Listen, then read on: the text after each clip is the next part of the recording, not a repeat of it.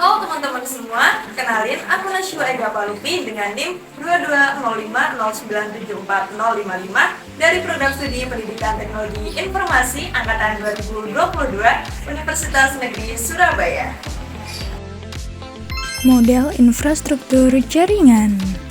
Jaringan komputer adalah sebuah kumpulan komputer dan peralatan lainnya yang terhubung dalam satu kesatuan. Jaringan ini merupakan himpunan interkoneksi komputer otonom atau mandiri. Di dalam konteks ini, sistem terdistribusi menjadi sebuah konsep yang terwujud melalui perangkat lunak yang dikembangkan di atas jaringan tersebut. Perangkat lunak ini menentukan tingkat keterpaduan dan transparasi suatu sistem jaringan. Perbedaan mendasar antara keduanya terletak pada perangkat lunaknya, terutama sistem operasinya, bukan pada perangkat kerasnya. Jaringan komputer versus jaringan terdistribusi. Jaringan komputer terpusat adalah suatu sistem informasi yang menetapkan data atau suatu aplikasi di suatu tempat atau suatu server. Sedangkan jaringan terdistribusi adalah suatu sistem informasi yang terdistribusi dibangun dengan cara memisahkan sebuah fisik untuk setiap fungsi dan tugas sebuah komputer. Tujuan sebuah jaringan komputer tidak lain adalah untuk, yang pertama, memungkinkan manajemen sumber daya lebih efisien. Yang kedua, membantu mempertahankan informasi agar tetap andal dan up-to-date. Yang ketiga, yaitu membantu mempercepat proses berbagi data atau data sharing. Data center adalah sebuah fasilitas yang dimanfaatkan atau dikelola untuk kebutuhan sistem dan komponen-komponen komputer, seperti penyimpanan data atau database dan telekomunikasi.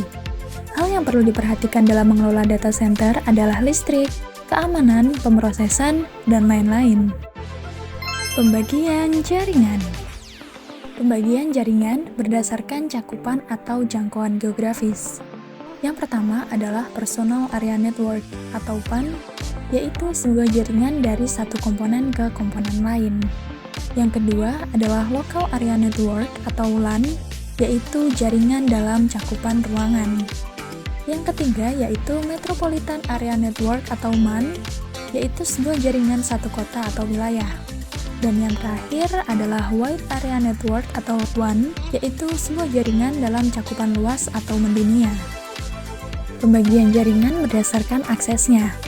Yang pertama yaitu intranet, yang hanya bisa diakses untuk kalangan internal, dan yang kedua yaitu internet, yang bisa diakses oleh seluruh publik. Pembagian jaringan berdasarkan cara membangunnya. Yang pertama ada infrastruktur, sebuah mode jaringan WLAN yang koneksinya memerlukan sebuah arsitektur wireless di sebuah lokasi dengan memasang peralatan access point. Dan yang kedua ada ad hoc, sebuah mode jaringan WLAN yang sangat sederhana, yaitu dua buah jaringan komputer saling terhubung menggunakan wireless network card masing-masing. Selanjutnya adalah pembagian jaringan berdasarkan penggunaan kabel.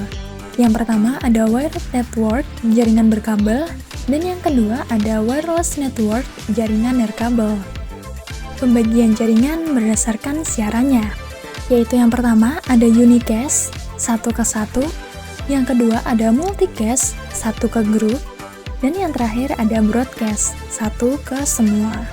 Topologi jaringan. Yang pertama kita bahas adalah topologi bus. Kelebihan dari topologi bus antara lain: 1.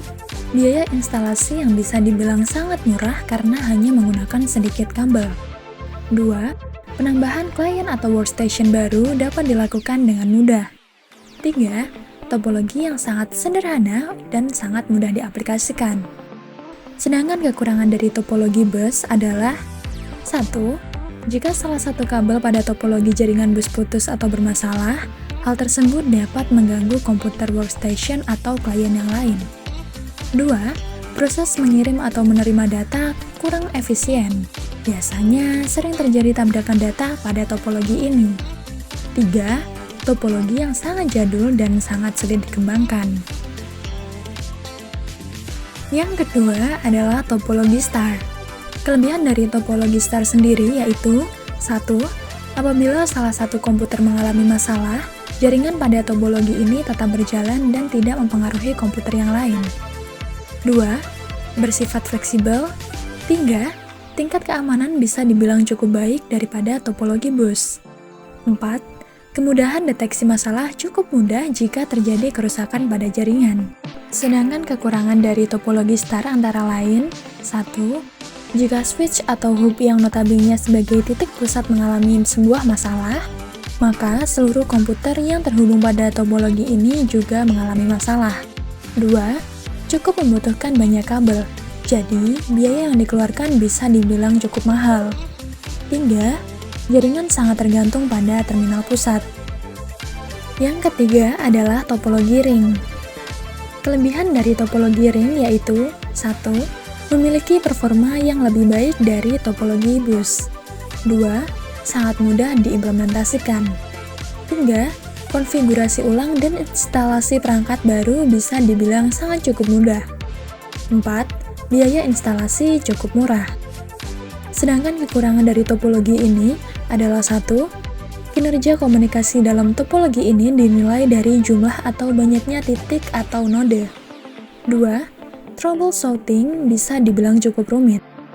3. Jika salah satu koneksi terputus, maka koneksi lain juga ikut putus. 4. Pada topologi ini biasanya terjadi collision atau tabrakan data. Yang terakhir kita bahas atau yang keempat yaitu topologi mesh. Kelebihan dari topologi mesh yaitu: 1. Jalur pengiriman data yang digunakan sangat banyak, jadi tidak perlu khawatir akan adanya tabrakan data atau collision. 2. Besar bandwidth yang sangat cukup lebar. 3. Keamanan pada topologi ini bisa dibilang sangat baik. Sedangkan kekurangan dari topologi mesh antara lain yaitu: 1.